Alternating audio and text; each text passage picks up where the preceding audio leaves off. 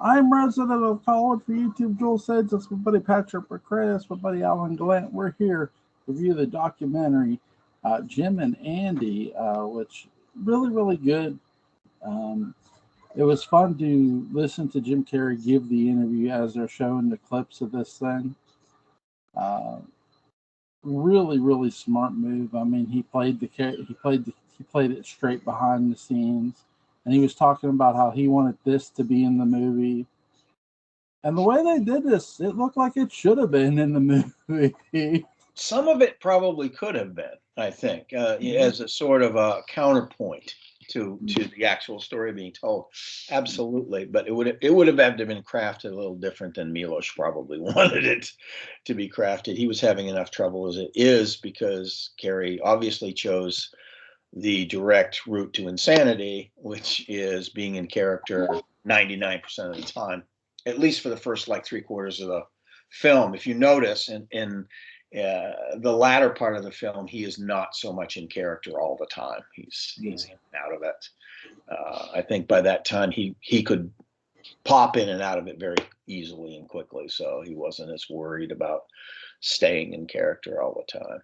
But Milos had he was completely nonplussed by what Carey was doing, particularly with Tony Clifton. I mean, it's like I think one of the things that really turned on Jim about what he was doing was that he was screwing around with the heads of people, especially during the wrestling segments. Yeah. Like, him, was he hurt or wasn't he hurt? He was doing the same thing that Andy was doing. He was paralleling that sort of artistic game that Andy was playing with his audience. And I think that's when he felt like he was clicking, when he get a chance to do that. So, and it's interesting because Jim Carrey does not have an extensive background in acting academically or even practically. He developed everything on his own, or pretty much everything on his own, through stand-up first, and then developing stuff gradually through film over a period of a decade before he really became a star. He was a star in Canada long before he was a star in the United States. He was still getting rejections in the United States while he was a big star in Toronto. So he, I mean, it all came out of desperation. He dropped out. What did he drop out of school in like 9th or 10th grade, something like that? So yeah. He went to work because his family was homeless for a period of time, and then even after they got out from under that, family needed money to maintain a home, so he went to work. And I thought it was interesting. There's Dark Shadows connection here. He was right next door to Hamilton, and could see the factories across the way in Hamilton, and Hamilton, Ontario. Yeah, he was going to be like, if he didn't make it, that's where he was going to be working, because that was the best kind of job to have. It was like a union job or something. It was good money, but yeah, he was not a method actor per se. He didn't train to be. He didn't go to the actor's studio. He didn't go to any universities or colleges where that was being taught specifically in conservatory. He just sort of developed that through watching other people, listening, probably talking to other actors, as his career advanced. And it's spooky how good he was at it. How good he was at committing to the character. Yes. Yes. Yes, I agree with all of those things. I prefer him as a dramatic actor, and I consider this a dramatic role. I was never that big on him as a comedian, and I got tired of the fact that almost every movie he made was this is going to be the serious Jim Carrey, like when Liar Liar came out. Right. Like that, he was so outrageous that was considered a serious turn. Yes. Yes. That he wasn't, gnawing the furniture or something. And I think the and cable then, guy was really good for that, though. I think he kind of that was yeah, dark, that was yeah. dark. Um, and then he kind of got, where did he start to go a little, funny in the head? Because he hooked up with Jenny McCarthy, and Yeah. they went on this anti-vax crusade. They did. He Yeah, pulled out of that power dive eventually. good. I think. I don't think he's really. I think that was an exploration, shall we say, as he was Yeah, talking about yeah. in the documentary. I don't think he stayed in that place. I can't tell if he would be, as a person, and I know we're not about, you sort of flash of Lincoln's head. Lincoln, Right. here you go. I can't tell if he would be insufferable or charming. A really interesting, introspective guy. He's got a good interview on YouTube somewhere about Network being his favorite film. Uh-huh. So I appreciate being able to haul him out for that. Mhm. Uh, I think and he's got. I think he's got an open heart. He did a commencement speech that was really good. I know That's the one you're talking about is very good. very It's good. very good. I'm always a little wary of people who haven't gone to college giving commencement speeches, because I'm always afraid they're going to say terrible things about, this Yeah, institution that people have just spent 4 years of their lives right. dedicated to. He did none of that. He was just Yeah. his was kind of a practicum on being a human being Yeah. and what does it mean to be successful and all of those sorts of things.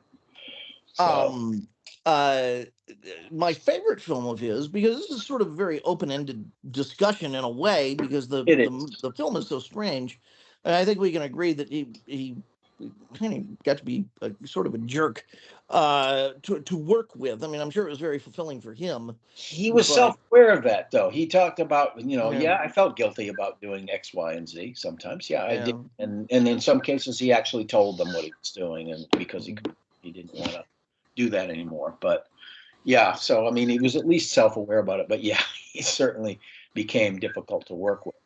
And of course, Andy as Tony Clifton and as Andy, they were difficult to work with at times.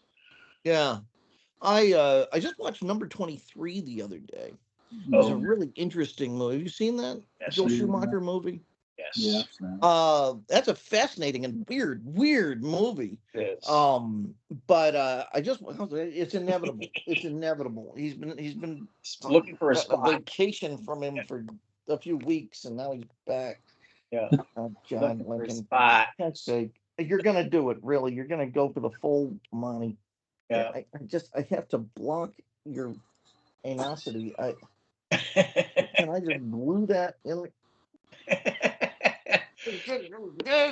He's foiled again. Who, him or me? I can't tell. You just He foiled is him. me. Anyway, everybody loves cat humor. Oh yeah. Yeah, 23. I still, for my money, even though there are parts of it that get intentionally, I think, worse and worse the more I live with them. Eternal Sunshine of the Spotless Mind, remains an astounding film. It is an astounding. But I like all of the characters, including him, less and less and less every time I watch it. And because I just can't. I'm so angry with him for putting up with her. Yeah, Clementine. there is that. That's an irony of his character. I think. That's an ironic thing, that he indulges in suffering because of that, and he does. He indulges in suffering because of that. But in the whole idea of forgetting things means you don't learn. Yeah, and of course he's doing revenge forgetting in that movie. Yes. Well, if you're gonna forget, I'm gonna forget. Right, exactly. He's responding to forgetting by forgetting or attempting to. Yeah, it's an interesting movie though. I do like his performance in it. I like all the performances in it actually because they make you, they provoke you, in some ways, They do. emotionally and so on. Because we've all been in emotionally fragile situations. We've all been in contemplative situations. We've all felt like we wanted to forget something at some point. Sure. But the trick is, yeah, learning from it and then moving on from it rather than forgetting it. I think that's the trick, and that's the lesson for me in a movie like that. You know? Yeah. I mean, these are the things we tell people. Uh, my only counter to that is that there's some lessons maybe you don't need to learn. Well, there is. There's some And piles you don't need to step in. It's true. yeah, and I mean, you can't help it once you do. It's like Right. the cake in Excalibur. Mm-hmm. The whole thing about the future is like the cake. Yeah. But so that's that's a thing. I've started thinking about the advice that we give people when we don't want to really deal with their pain. And that's one of them is, well, it's a learning experience. And it is. I mean, It is. sure. My other one is, well, you write these things for yourself. You don't write these things for others to read. Like, yeah, of course not. That's spoken by someone who doesn't want to read your stuff. Mm-hmm. Or spoken by somebody who has not been read. Oh, yeah. Yeah. They've written a lot and just haven't been read. Academics are like that sometimes because they're not much read a lot of times. No, they're not. Depending on the topic and the subject that they're writing on.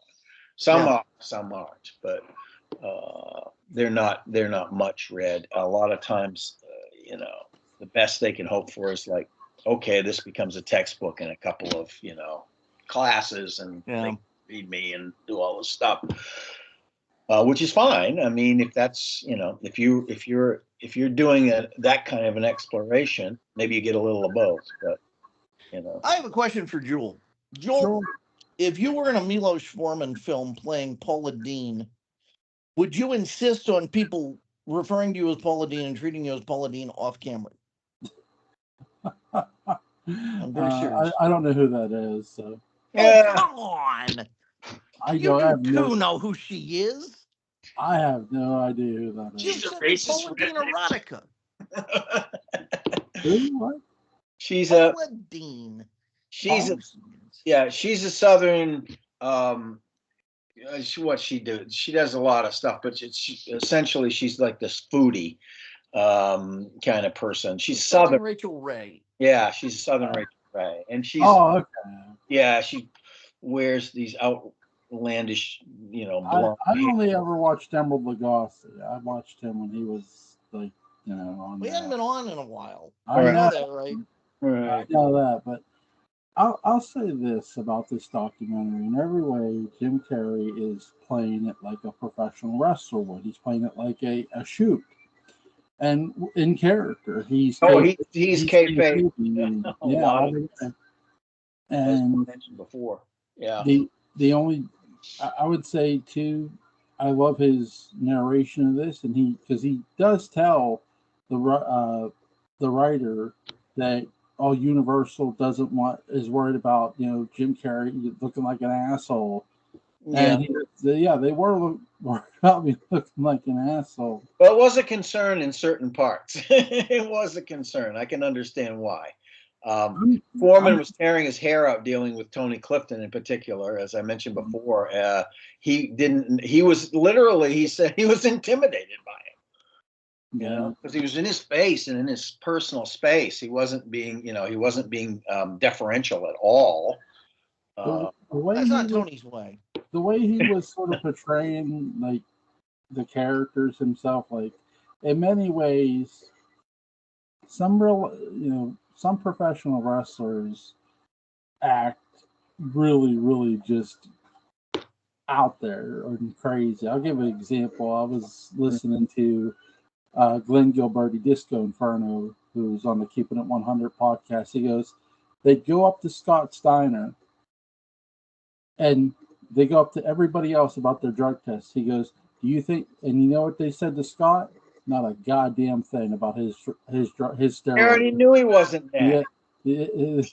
they did. I already knew he was doing it. Glenn, Glenn Gilberti's like, he goes, he started laughing. He goes, yeah, that was real brave of you over there. So, but yeah, I think with this, it's really entertaining, and I do think some of the things that in this should have been in the film. Like what? Well, for example, the how he came in with Tony Clifton with a bag over his face, and how he would get it, how he would go from Tony to Andy, and sort of walk that line of those two characters really well. That's gold, really, of an actor to show really in every way in the documentary. Jim is showing the craft of it. And not too many people give him enough credit for doing that with this documentary. Yeah, it's true. I mean, a lot of work by a lot of people goes into this, and not, Jim Carrey himself, of course, is the focal point of it, and he's working hard as well. But a lot of people are working hard. Like the thing that I thought was a departure was when Jerry Lawler talked about, well, how collegial the real Andy was, and how the Jim didn't share anything with him. He just got aggressive with him because he wanted to provoke him. Yeah. And in fact, in reality, that wasn't what Andy did at all with. No, it wasn't. Lawler. No, it wasn't. No, there is that's where the line does get crossed, because there is a difference between the real life Andy Kaufman, who went behind the scenes with Jerry Lawler and said, "Look, let's keep this between so many people. I respect what you do." And Jerry Lawler says, "Okay, this is what we'll do. This is how I'll hit you in the ring. I'll make it look real without hurting you. It's called snug for a reason." Yes. Another wrestler who did the same thing was Bret Hart. Bret Hart would make it look close or snug, but not actually hurt you. Right. Well, Bret Hart was a man who could hurt you without hitting you and hit you without hurting you. That's a good. He's one of the best promos still today, especially about wrestling when he's pissed off about it. But yeah, I think that Jim Carrey understood the relationship a lot better when they came around to filming the Letterman thing, because he was talking directly to him by that time and asking him to do things like an actor would ask you to do things. Like he asked him to go ahead, really hit me on the set just before they did it. And he smacked him and it worked. He went with it and continued the scene and got the lines and did everything that he was supposed to do in the scene. So I think by that point he understood what that dynamic really was.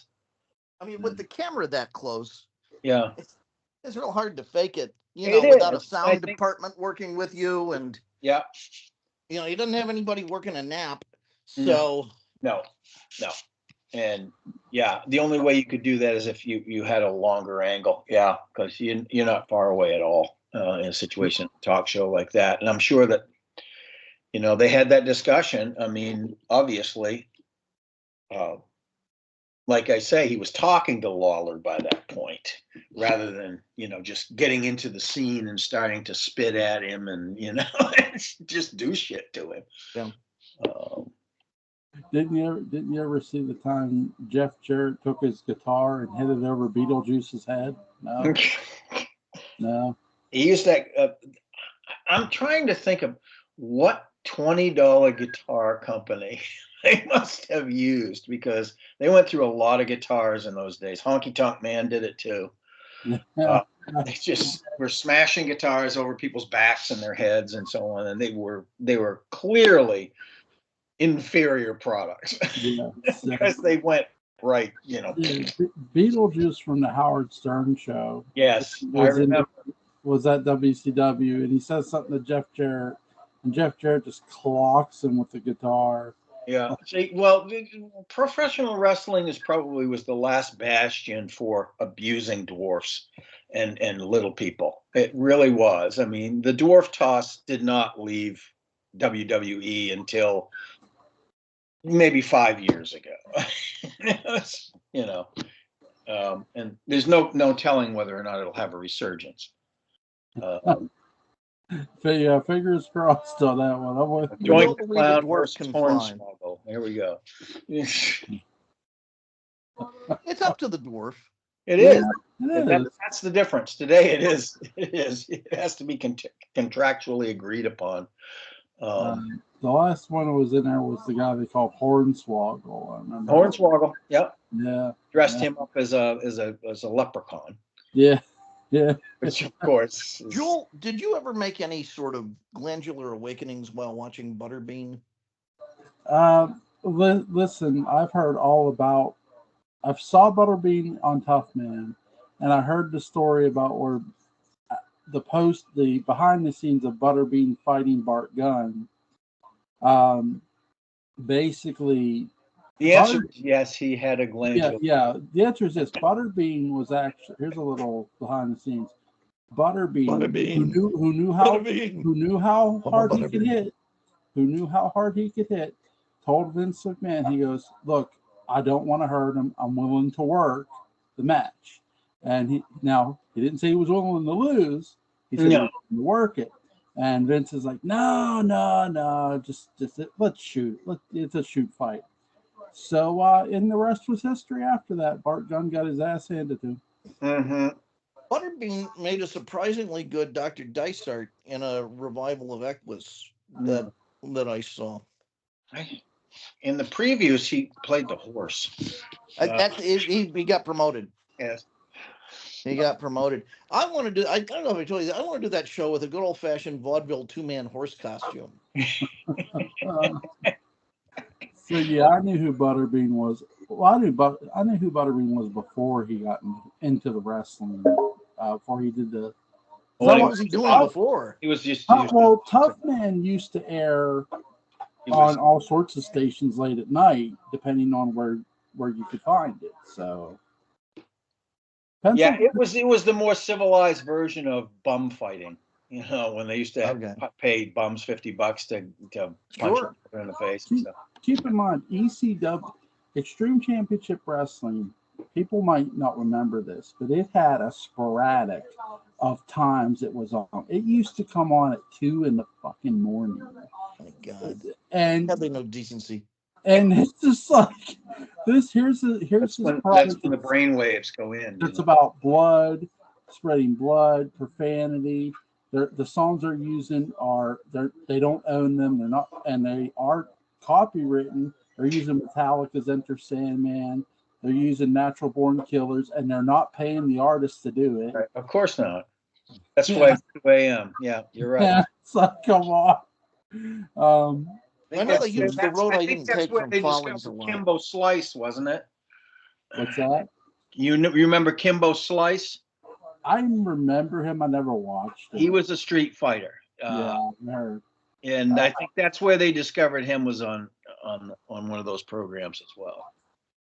Yeah, it doesn't shock me. I mean, it's sort of like they say, they'll literally find anybody who they think has talent and try to expose the shit out of them. I will say this: most of those people are dead. Yeah. Most of them are dead now. That's what you said about Shakespeare's original company, though. Well, I think Will Kemp is still alive. He does guest spots sometimes, and he does things for My Pillow.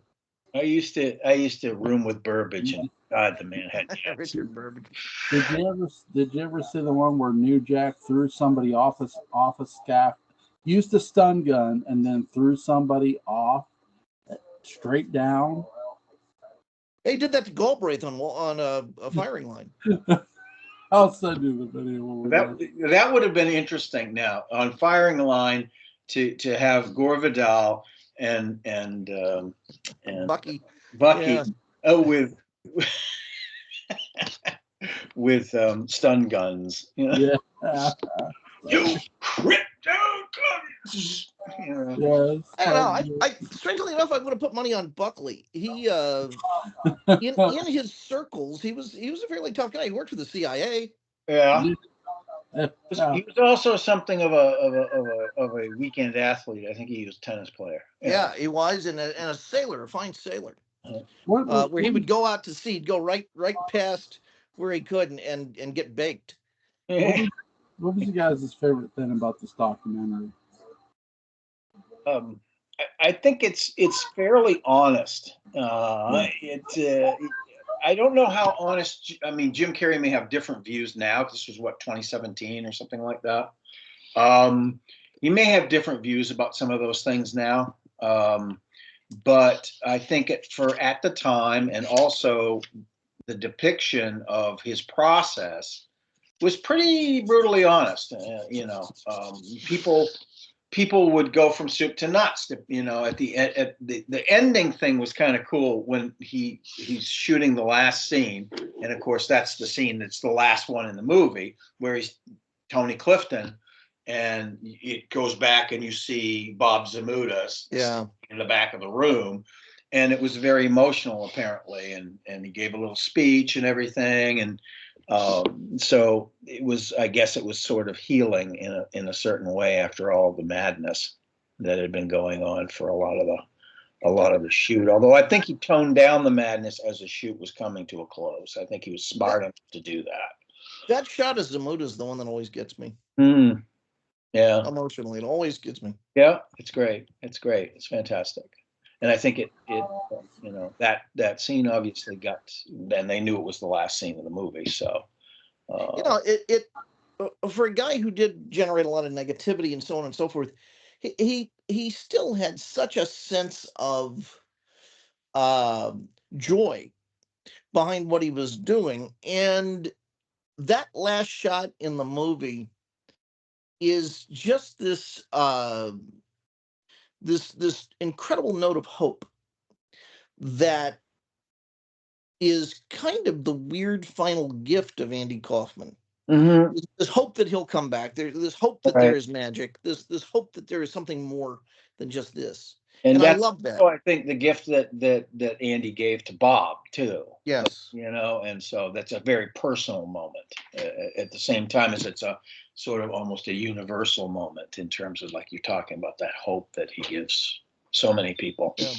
So, yeah, it was interesting. I mean, for 20 years after he died, there was this Zamuda would orchestrate these things, and it was going to be, Tony Clifton's going to be here. Is it Andy? Is it Andy? There was something really recently with his daughter.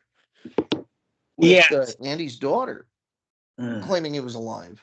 Yeah. And I'm not sure what prompted that, whether that was, just sort of to keep him in the zeitgeist. Taking on the family mantle. Yeah, just keep him in the zeitgeist.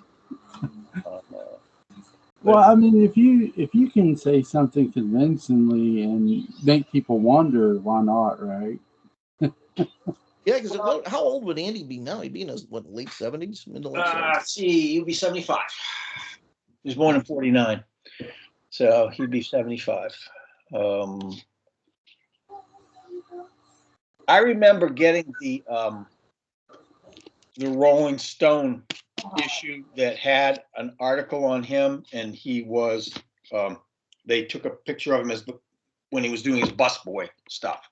Okay. New York. That was interesting. I thought, man, that's weird, but that's cool at the same time. It's very concept, but he wasn't really trying to do a concept with that. He was just trying to touch the ground, I think, with doing a regular job. He was from a regular Jewish family. Yeah. He really was. He was just the odd kid in the family. Yeah, really good documentary. I love all the stuff. Carrie playing it like a shoot, doing kayfabe was really clever. And then I do like how the documentary showed all the hard work everybody put in. I think that's something that is unsung about it, really, too. Um, anything you guys want to add before we go? Yeah. The thing that was interesting to me too, at the end of it, when they asked him, "Do you miss Andy? Do you miss, doing that?" And he said, "Nope, nope. As a matter of fact, the only thing I regret is I wasn't in the video for Man on the Moon because I just couldn't get back into it again. I couldn't go back there again." Wow. Yeah, he said I couldn't do it. I'd been in it so deep, and it probably took him a year. Well, I think this partially prompted his spiritual journey because he didn't know who he was. That's how he put it when he came out of that. He'd gotten so deep into it, too deep, really. I think he got into it the way that that can cause problems, the way that Strasberg would, fuck with the heads of some of his actors. Too much. Oh yeah. Oh yeah. I mean, there's a reason Stella Adler would scream at him. Oh yeah, she thought he was full of it. I mean, all those guys from the group theater, they split off and did their own thing, but most of them got along. Yeah, I mean, they weren't going to each other's classes and screaming at them from across the room. No. That's the whole thing. Most of them got along with each other and respected each other, even though they had different way of going about it, except for Strasberg. Oh. He was incendiary. I don't hear those stories about Sandy Meisner. No, although Sandy was a grumpy old man, he was. Yeah. No, you don't hear stories like that about Sanford Meisner or Bobby or any of the rest of them, for that matter. The thumb appeared. Did you see that? Yes, I did. But yeah, I think he just, I think it exhausted him on that. Obviously it would, I would think. I also thought that scene where he ends up showing up at the, Tony Clifton shows up at the Playboy Mansion, and then he shows up, and Hef was not amused. No, he wasn't. Get the camera out of my face. Hef likes to know that the jokes are coming. Yes, and he'll play along once he knows. Yeah. That they're not entirely on him, which I think he felt like that was the whole point of it, was to mess with him, and it kind of was. So. Patrick, anything you want to add before we go? No, it's an interesting two-parter. I think it's a very affectionate way to look at it. Is. It's a nice door opening into how it all worked, especially since it wasn't done until 20 years later. That's had a lot of time to sort of reflect on things. How's Wednesday for you guys? Good or? Fine. What do you have in mind? I'd love to do the body snatcher with you guys. Forrest Harlow. The Fettis Gray. Yeah. Yeah. All right. Harlow, baby. Yeah, I'll see. Link Patrick McCray's Dark Shadows Daybook About is going to be in the description box. So pick it up if you haven't already. Link to Alan Glant's YouTube channel, Call It Support After Dark, is going to be in the description box. And yeah, link to if I can find a link to this documentary, I'll definitely leave it in the description box. It's because it's worth it too. But I'll see you guys Wednesday night, and be safe. Take care. Bye. Bye.